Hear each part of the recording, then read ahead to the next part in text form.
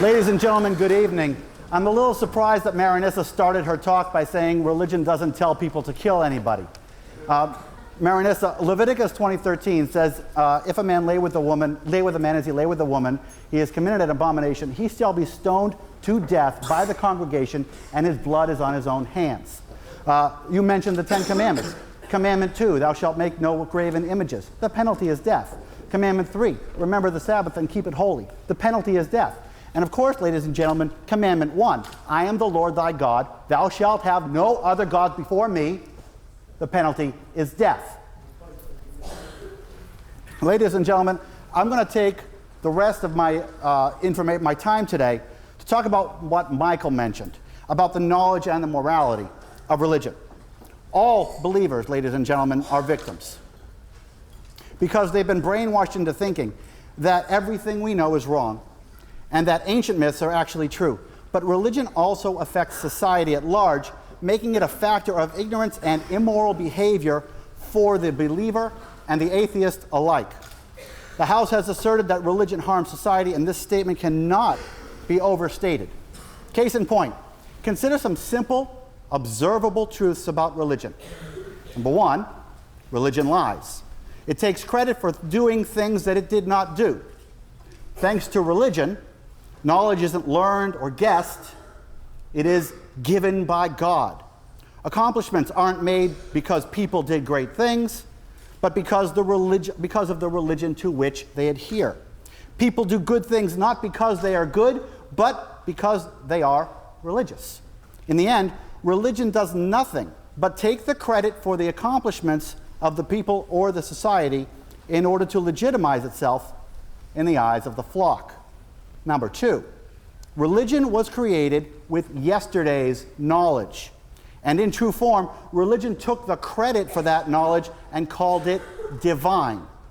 The problem is that back then we as a society knew much less than we know today. Indeed, religion was invented because there were so many unanswered questions, and religion answered those questions with legends and tall tales and sometimes outright lies. The languages of the world were formed at the Tower of Babel. Childbirth is painful because a woman listened to a talking snake. And of course, the entire universe was created just for us by the invisible magic man in the sky. Religion also is made with yesteryear's morality, for which religion once again took the credit. This is good because God says so. Again, times were different back then. Slavery was common, rape was a fact of life, so the morality that was written into the texts reflects those ancient ethics. This is why there are no commandments prohibiting slavery or rape. There is no women's equality in the Bible because women weren't equal when the Bible were written. But then, religion doubles down, taking what's wrong, taking its wrong knowledge and wrong morality and refusing to grow with society. Yes? Surely it's the fact that you're saying that religion exists in old knowledge and old morality. Can you explain to me the reason why we have so many prominent scientists, mathematicians, people like John Lennon, who can still accept religion and accept... That's off my topic. That's called compartmentalization, and I'm not going to get into that right now. It's called compartmentalization.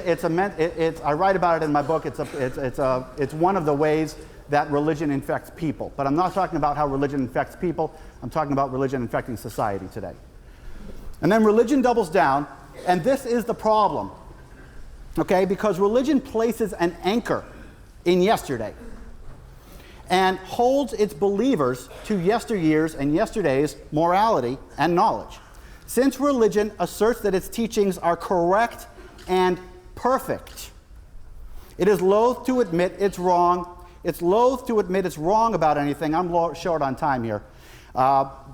Because if it is wrong about the Tower of Babel or flying horses, it can be wrong about other things as well, and religion surely doesn't want anybody doubting it. God-given, perfect morality is too hard to amend. It's hard to say, God changed his mind. So as we learn as a society, religion resists. attacking science and moral progress while supporting yesteryear's knowledge and yesteryear's morality. Science becomes anti-religion. Tolerance and equality and religious diversity in general become attacks on God. We as a society are trying to move beyond yesteryear's prejudice. But since religion calls yesteryear's prejudice perfect and can't admit that it's wrong, religion is a worldwide force for promoting yesteryear's prejudice. But religion doesn't stop at adherence, because it cannot grow its influence if outsiders know how wrong it is. So it uses its money and power to squelch anything that proves it wrong.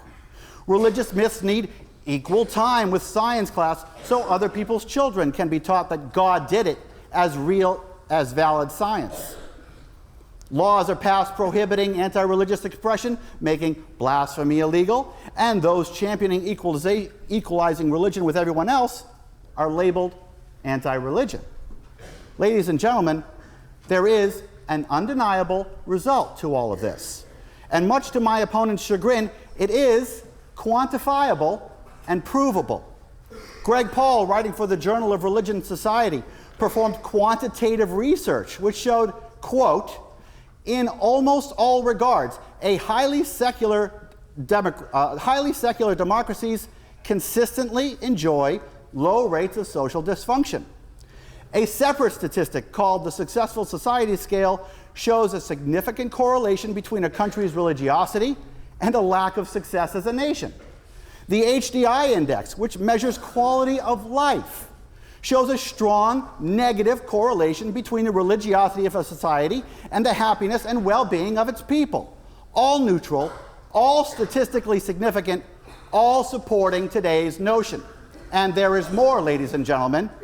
Indeed, study after study show that societal religiosity positively correlates to poor social development and lower quality of life, as well as greater income inequality, increased child mortality, and overall unhappiness. Religion, of course, ignores these results, literally pretending the proof isn't there, just so it can save its supposedly perfect face. Religion isn't just wrong, ladies and gentlemen. It is pro-stagnation. And we as a society need to recognize it as such. Religion takes credit for yesterday's knowledge and then refuses to learn. Religion takes credit for yesterday's morality and then refuses to grow. And then, to protect itself from being forced to admit it is wrong, it attacked science and progress on the widest possible scale. Hold on, I'm almost done.